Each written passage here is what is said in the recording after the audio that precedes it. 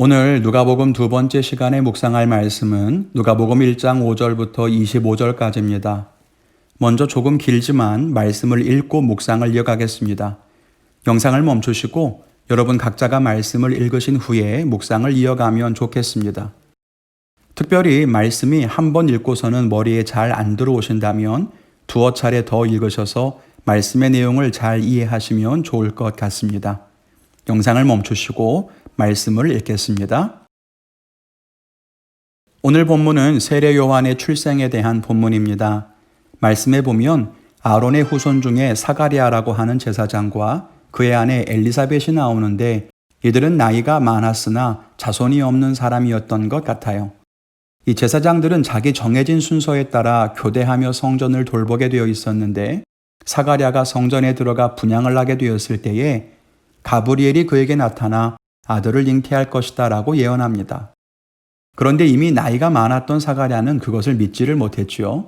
그랬더니 가브리엘이 말하기를 네가 믿지 않았으니 그 증거로 네가 아이가 태어날 때까지는 말을 하지 못할 것이라고 합니다. 그리고 진짜 엘리사벳이 아이를 잉태하게 되는 장면까지 기록되어 있습니다. 유대인들에게도 자손은 하나님의 축복이다라고 여기는 믿음이 있었기 때문에 아마 이 두 사람은 남모를 아픔, 수치 그런 것들을 가지고 있었던 것 같습니다. 25절에 보면 아이를 잉태한 엘리사벳이 자기의 부끄러움을 없애시려고 이 놀라운 일을 행하셨다고 고백하는 걸 보면 그런 점을 생각해 볼 수 있죠. 오늘 말씀 속에서 여러분들은 무엇을 깨달으셨습니까? 제가 깨달은 것, 또 삶에 적용할 것들을 한번 나눠보도록 하겠습니다. 첫째는 믿음 안에서 하나가 된 부부가 되어야 되겠다라고 하는 겁니다. 오늘 본문을 읽으면서 가장 먼저 눈에 들어온 것은 6절입니다. 5절에 보면 사가랴는 아비야 반열의 제사장이고 엘리사벳은 아론의 자손이라고 했는데요. 이 사가랴의 조상인 아비야도 역시 아론의 후손이니까 이 사가랴와 엘리사벳 두 사람은 다 아론의 후손으로서 제사장 가문 출신입니다. 그런데 6절에 이 둘을 뭐라고 하냐면 하나님 앞에 의인이다. 모든 계명과 규례대로 흠이 없이 행했다라고 표현하고 있습니다. 이 의인이라고 하는 말은요, 우리가 흔히 이해하는 하나님의 뜻에 온전히 부합하는 그런 의인을 의미합니다. 그 뒤에 설명처럼 계명과 규례대로 하나님을 흠없이 따랐던 부부였다고 말합니다. 이 말씀을 읽으면서 하나님의 특별한 은총을 입는 부부가 어떤 모습이어야 할 것인가를 다시 생각해 보게 됩니다. 예전에 가정상담에 대해 공부할 때 가정의 중심은 자녀가 아니라 부부여야 한다는 말을 들었던 적이 있어요. 모든 걸 자녀 위주로 결정하고 돌아가는 가정은 지지 기반도 약하고 자녀 교육에 있어서도 오히려 부정적인 결과를 초래하지만 부부가 건강하게 사랑하고 든든하게 연결되어 가정의 중심을 이룰 때 그 가정은 자녀에게 무신경한 것 같지만 오히려 더 자녀 교육에 있어서도 건강한 영향을 미친다는 거죠. 근데 오늘 말씀을 보면서도 부부가 믿음으로 하나 되는 것이 얼마나 귀하고 복된 일인가를 생각하게 됩니다. 함께 같은 믿음을 가지고 같은 하나님을 섬기고 같이 순종하고 뜻을 합하는 것처럼 아름다운 일이 어디 있겠어요? 부부가 세상살이를 위해서 뜻을 같이 하고 또 생업을 위해서 함께 일하는 것도 중요하지만 무엇보다 먼저 영적으로 믿음 안에서 하나가 되고 특별히 그 부부가 거룩해서 하나님 말씀에 순종하는 삶을 산다면 이것처럼 아름답고 중요한 일이 어디 있겠는가라고 하는 것을 생각해 보게 됐습니다.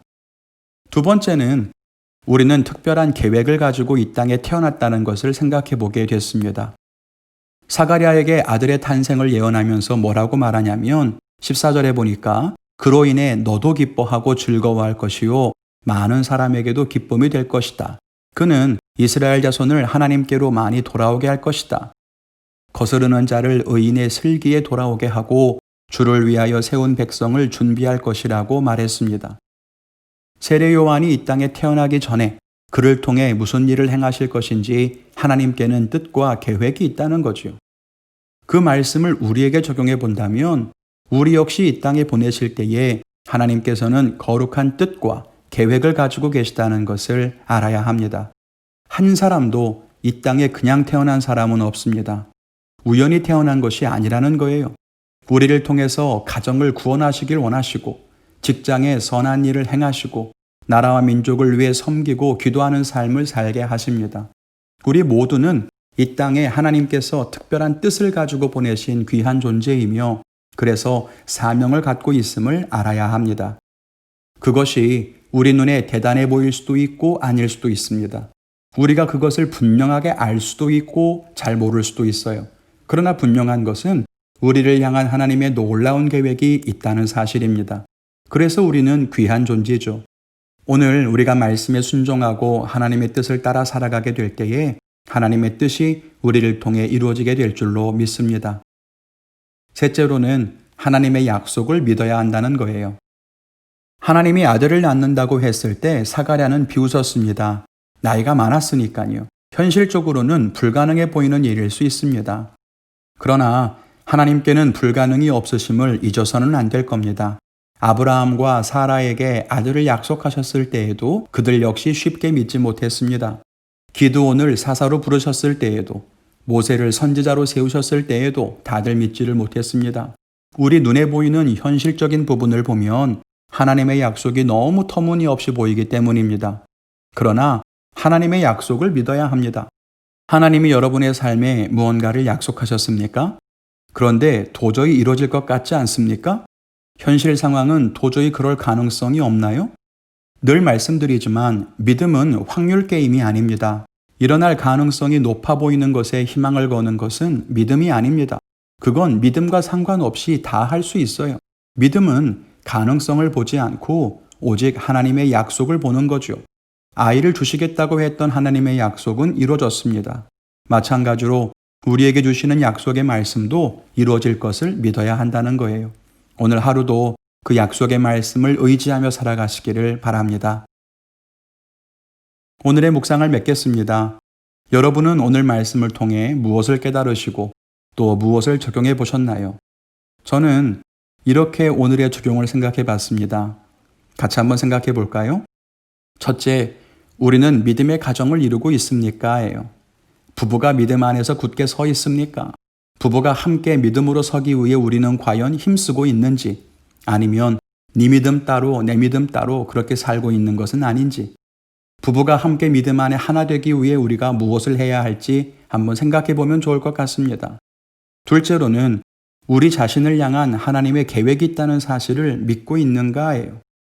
가정에서, 직장에서, 또 교회에서 우리가 하고 있는 그 일이 바로 우리를 이 땅에 보내신 목적일 수도 있다는 사실을 알고 우리가 매 순간 기쁨으로 사명을 감당하고 있는가 돌아보면 좋겠습니다. 끝으로 셋째로는 하나님의 약속을 믿을 수 있는가예요.